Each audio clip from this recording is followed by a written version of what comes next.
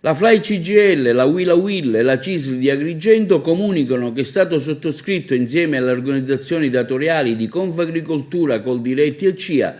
il nuovo contratto provinciale di lavoro per i lavoratori agricoli della provincia di Agrigento, un'intesa che è stata ottenuta dopo una vacanza contrattuale di 24 mesi, dovuta anche alla pandemia da Covid-19, in cui non sono mancate prese di posizione diverse tra le varie organizzazioni, ma alla fine ha prevalso anche il buonsenso che ha portato alla stipula del nuovo contratto. Tra le novità inserite nella declaratoria del vecchio contratto di lavoro, le nuove qualifiche e le mansioni, ma va sottolineato la conferma in toto dell'articolo 11 che riguarda l'orario di lavoro così come stabilito nel precedente contratto di lavoro, l'articolo che è stato oggetto di attenzione e di una discussione sulle modifiche